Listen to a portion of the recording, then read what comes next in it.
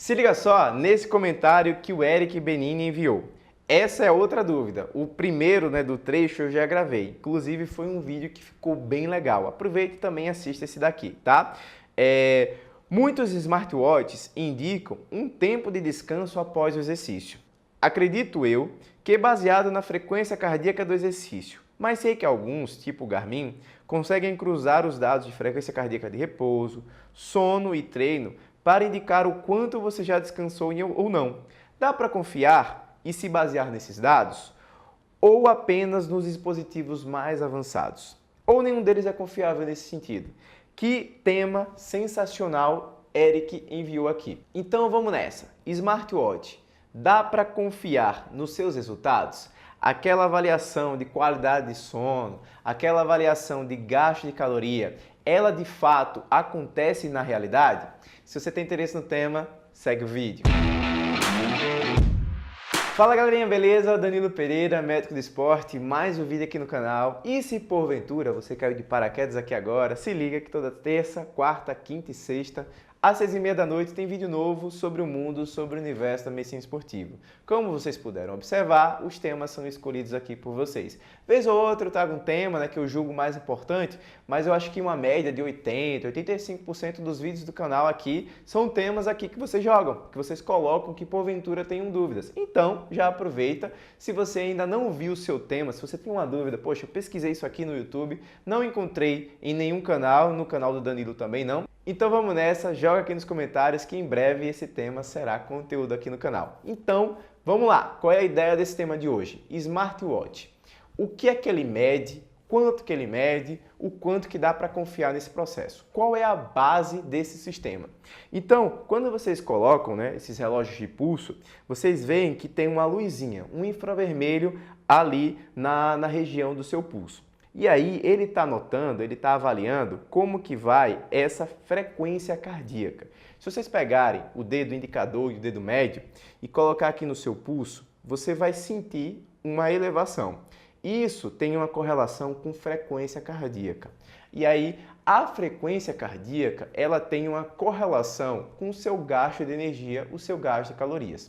Eu gosto sempre de fazer umas analogias. Então, o nosso corpo é como se fosse um carro. Nesse carro, a gente tem diversas engrenagens. E a gente tem basicamente 3 engrenagens que não se soltam. Engrenagem do músculo, engrenagem do coração, engrenagem do pulmão.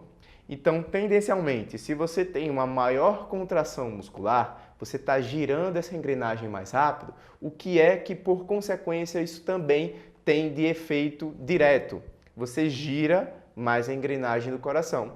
E aí essa engrenagem do coração girando mais rápido também gira a engrenagem do pulmão. Por isso que quando você está fazendo exercício, um dos efeitos é sua frequência cardíaca aumenta e a sua frequência respiratória, aquela ventilação, também aumenta, para que você consiga ofertar oxigênio lá para suas fibras musculares e jogue fora o gás carbônico que é produzido. E aí, essa relação, se está harmonizada e equilibrada, você consegue manter a contração muscular por mais tempo ou menos tempo. Tudo depende de como está essa estrutura, Esse tripé de órgãos: pulmão, coração e músculo. Beleza? Então, a tecnologia dos smartwatches, eles vão avaliar o quê?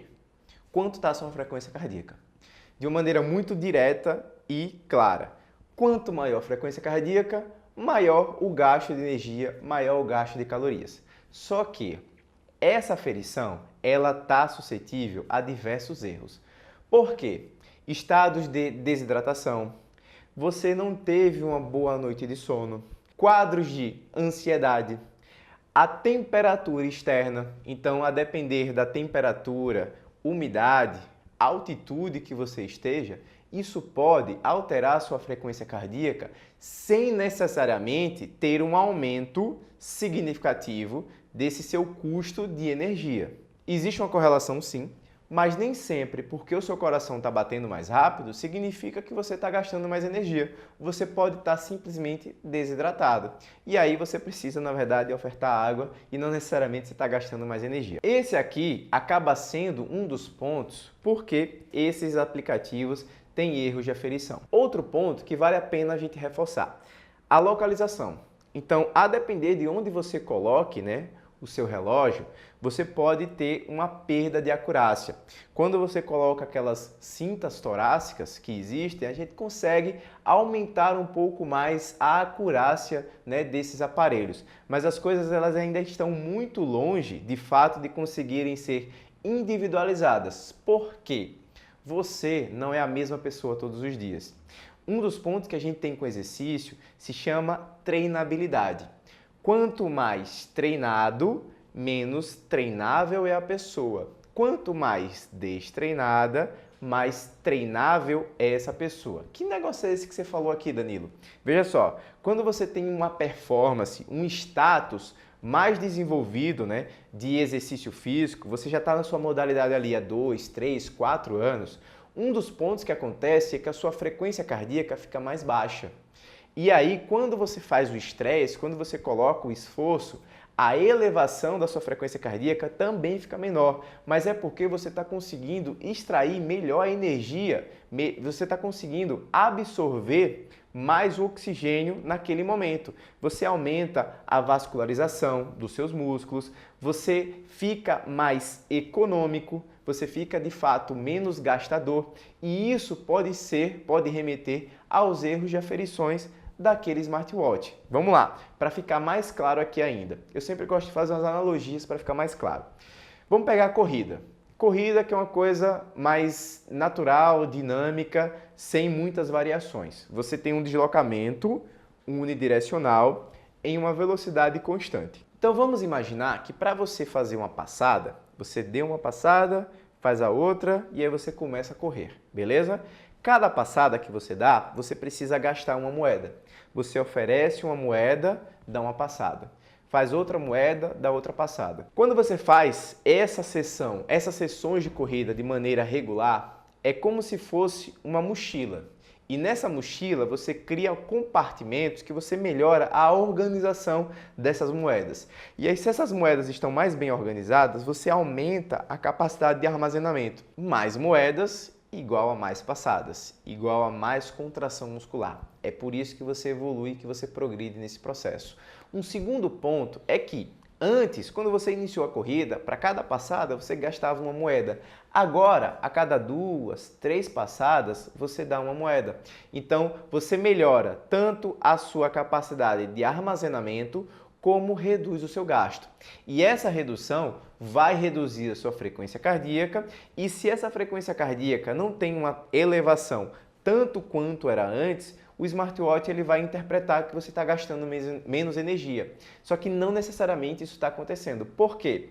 Se você aumenta esse nível de massa muscular, se você aumenta o tempo, a intensidade, a duração, você acaba compensando esse processo. Então, mesmo treinando mais, mesmo mais bem econômico, mais bem adaptado, você consegue continuar tendo um maior gasto de energia, um maior gasto de calorias. Então, trazendo aqui novamente a pergunta para o Eric. Então, dá para confiar e se basear nos dados? A gente precisa juntar informações. O dado único isolado ali do smartwatch pode ter os erros de aferição. Para isso, a gente precisa avaliar a evolução de sua frequência cardíaca de repouso, alguns testes específicos, avaliação de composição corporal, teste de força, testes, por exemplo, para corrida, como é que está o seu teste de 3 km, de 5 km, de 10 km, porventura, porque a gente consegue comparar essa evolução. E aí existem, né, aferições que são mais acuradas. A principal delas que a gente chama o padrão ouro, que é aquela ergoespirometria, que é aquele teste ergométrico que você faz com a máscara, que de fato consegue avaliar como está o seu VO2, suas zonas de treinamento e para otimizar esses seus resultados. Quando o Eric comenta sobre a avaliação do sono, também vai ter uma supervalorização nessa qualidade, nesse gasto de energia. E quando o Eric comenta sobre a avaliação do sono, os aplicativos também vão ter uma supervalorização nesse cenário. Por quê? Os smartwatches eles vão avaliar como que são os seus quadros de movimento corporal e como é que é a sua frequência cardíaca no sono. E aí você pode ter pessoas que se movimentam um pouco mais, pessoas que se movimentam um pouco menos. E não necessariamente aquela evolução, aquela aferição vai ter aquela nota, né, que coloca foi 9,7 no total de 0 a 10. Então, isso por vezes está super valorizado. Para a gente avaliar a qualidade de sono, um bom cenário para a gente perguntar é se tem sonhos. Vamos lá, vamos aprender algumas coisas. O sono, ele tem basicamente 3 fases. Você tem a indução, você tem a manutenção e você tem o despertar. E cada uma dessas fases a gente tem profundidades. A gente tem um sono que é mais superficial e a gente tem um sono que é mais profundo. E principalmente nessa fase de manutenção, se você tem um sono mais profundo, é a fase que você sonha. Então, uma simples maneira de avaliar a qualidade do seu sono. Você sonha? E aí eu quero saber a resposta aqui nos comentários. Além do fato que a gente pode também perguntar para a pessoa, né? Como é que você percebe a sua qualidade de sono? Você acha que você dorme bem? Quais são alguns fatores que a gente pode avaliar? Quanto tempo de indução? Quanto tempo que você demora para começar a dormir? Essa indução, ela pode ficar de 30 a 40 minutos para você de fato pegar no sono. Como é a sua manutenção? Você tem despertares noturnos? E aí quando você acorda, você vai acordar, você vai ao banheiro, você volta, você consegue voltar a dormir sem sofrimento, sem um tempo de latência mais aumentado? Então, esse microdespertar não tem nenhum impacto negativo na sua vida, na sua qualidade de sono. Nessa fase do despertar, você acorda, você precisa de um celular, você precisa de um alarme externo para despertar, ou você tem um despertar natural? E aí, durante o dia, você fica com sonolência, né? Você precisa tirar uns cochilos assim sem nem querer. Então, são essas peças do quebra-cabeça que a gente consegue juntar informações e, de fato, avaliar como que está a qualidade do seu treino, da sua vida e aí essa promoção de saúde, né? Tanto promoção de saúde quanto tripé. Exercício, nutrição e sono. Quando você treina, você está treinando. Quando você come, você está treinando. Quando você dorme, você também está treinando. E se você de fato quer evoluir, seja na sua saúde ou performance, isso aqui tem que estar bem estruturado, bem estabilizado. E se você chegou até aqui agora nesse vídeo, não esquece. Deixe o seu like. Resta alguma dúvida, comentário, sugestão sobre temas? Joga aqui e vamos ter esse bate-papo. Pô, chegou até aqui, não está inscrito no canal, né? Faz a inscrição, ativa o sininho para não perder nenhum vídeo. Quer apoiar o meu trabalho? Se tornar membro aqui do canal? Também tem a opção. E aí, você se tornando membro, você vai ter acesso a conteúdos, vídeos exclusivos, você vai ter a prioridade na escolha, né, dos vídeos aqui no canal e teremos encontros todas as quartas-feiras, às 8 horas da noite, nessa comunidade que a gente está criando, que a gente está construindo e vamos pro próximo.